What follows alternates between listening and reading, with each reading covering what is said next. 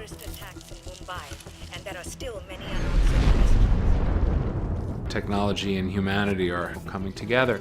He has a chip that has been implanted in his brain that allows him to essentially surf the grid, any electronic piece of equipment he can tap into. This is the ultimate eavesdropper, because he can look at you and know everything about you. He's standing under your eaves when he's right here in the room with you.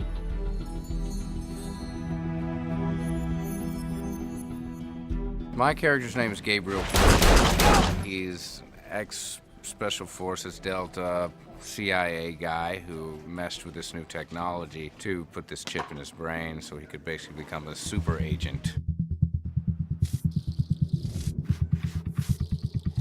He basically has a superpower. And what's cool about that is it allows him to be wireless. He can access satellites and the internet and security cameras.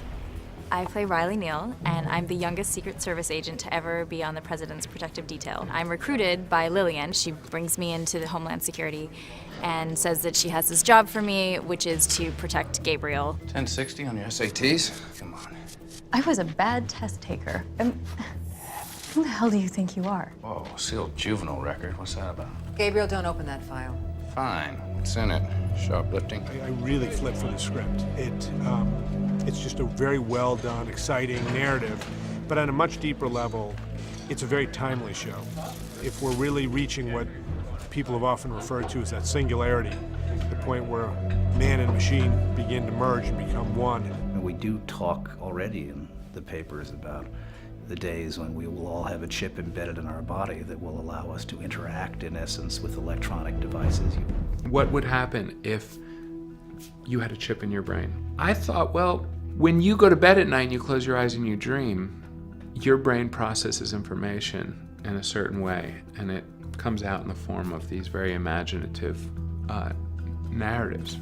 And so why wouldn't your brain do that when it was overloaded with information from this foreign object in it that is designed to collect information? And so what Gabriel's able to do is create a 3D environment of an event, which he calls a virtual evidence wall.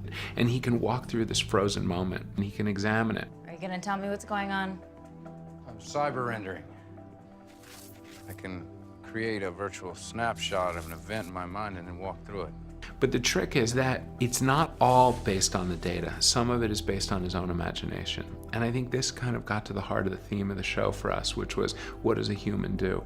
And a human is not a computer, so a human doesn't just display information. What he would do is he would create this environment, and it would be both based on data and it would be based on his own imagination, his own extrapolation, maybe what he thinks might have happened. It's James Bond meets Frankenstein meets Mission Impossible. Intelligence is cyber action awesomeness. There's a lot of action, there's a lot of adventure, there's sci-fi technology. There's a huge visual component to the show. There's a lot of visual eye candy. Here's a guy with extraordinary powers working for the government doing things that nobody else can do.